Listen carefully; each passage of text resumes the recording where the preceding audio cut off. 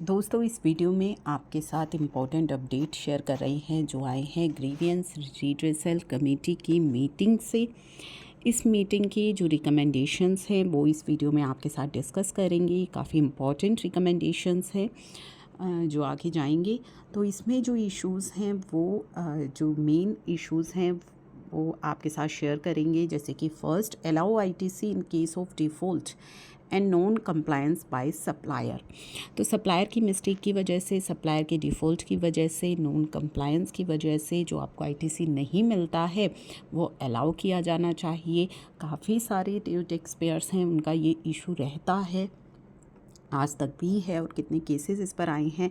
तो committee informed that at present GST law mandate करता है like this only and since this is pan India issue, जो कि आप सभी अवेयर हैं, GST council is examining the issue and any development in the matter shall be communicated to all the stakeholder. और GST जो यहाँ पे council है वो एग्जामिन कर रही है इशू, और जो भी इसका डेवलपमेंट होगा वो कम्युनिकेट कर दिया जाएगा।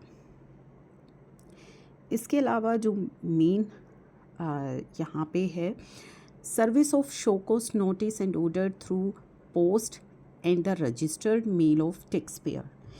इस संदर्भ में क्या दिया गया है कि जो टाइमलाइन है रिप्लाई की, जो शोकोस नोटिस अपलोड किया जाता है पोर्टल पर, मैनी टाइम्स क्या होता है कि जो नोटिस और ऑर्डर है वो रिफ्लेक्ट नहीं हो रहे पोर्टल पर, बट एक सेपरेट विंडो जो प्रोवाइड की गई है एडिशनल नोटिस एंड ऑर्डर में, उसमें रिफ्लेक्ट होते हैं।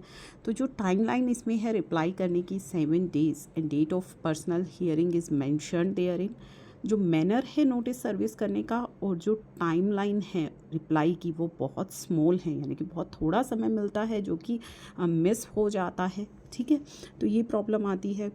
तो इस पर क्या रिकमेंडेशन है, क्योंकि स्मॉल टैक्स पेयर्स जो हैं उनके लिए पॉसिबल नहीं होता कि वो लॉगिन करें एवरीडे और नोटिस को सर्च करें, क्योंकि वो ज़्यादातर जो है क्वार्टरली ऑप्ट करते हैं।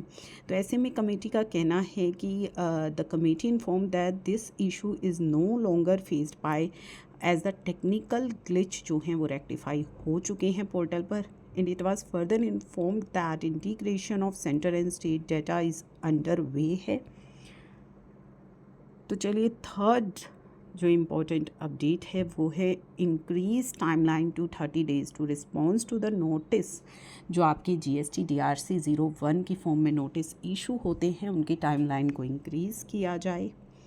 तो यहाँ पे उनका कहना है कि जो टाइमलाइन है वो 7 दिन की है। ठीक है, रीज़न जो आपको एक्सप्लेन करनी है, आपकी GSTR 1 में अगर आप एक्सीड कर देते हैं टैक्स और GSTR 3B में आपने कम दिखाया है तो 7 दिन में आपको रिप्लाई करनी है। तो टैक्स पेयर को जो है उनसे नोटिस के बारे में पता नहीं होता, और जब तक पता लगता है तो 7 दिन तो वैसे ही बीत जाते हैं, तो बहुत ही शॉर्ट पीरियड ऑफ टाइम है। तो उसके लिए रिकमेंडेशन है कि कमेटी एग्री करती है कि यह हार्डशिप जो है फेस की जा रही है और ये एक पॉलिसी इशू है। तो reference can be made to board by the trade body under the intimation to the committee so that इस इशू को भी कंसिडर किया जाए। तो ये कुछ इश्यूज़ थे जो सभी के द्वारा फेस किए जा रहे हैं। इसके अलावा काफ़ी सारे इश्यूज़ हैं जिनके बारे में डिस्कस किया गया और उन पर रिकमेंडेशंस दी गई हैं।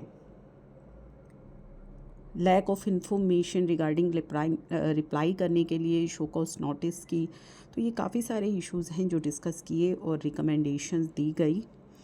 तो इसका जो है ये अभी आपके साथ जो इम्पोर्टेंट रिकमेंडेशन थी 2-3 वो हमने डिस्कस करी हैं। आने वाली जीएसटी काउंसिल मीटिंग में काफ़ी इम्पोर्टेंट डिसीजंस लिए जा सकते हैं सेक्शन 16 सब सेक्शन 4 से रिलेटेड, या अभी जो इशू चल रहा है आपका MSME पेमेंट रूल को लेकर के। तो काफ़ी सारे इम्पोर्टेंट डिसीजंस जो है अभी आने वाले मीटिंग में हो सकते हैं। तो जो भी अपडेट्स होंगे वो हम आपके साथ रेगुलर शेयर करेंगे। ये अभी कुछ रिकमेंडेशंस थी जो हमने आपके साथ शेयर करी हैं, जो कि दी गई हैं काउंसिल मीटिंग को। लेट्स सी कि इन पर मीटिंग का क्या डिसीज़न रहता है काउंसिल मीटिंग का।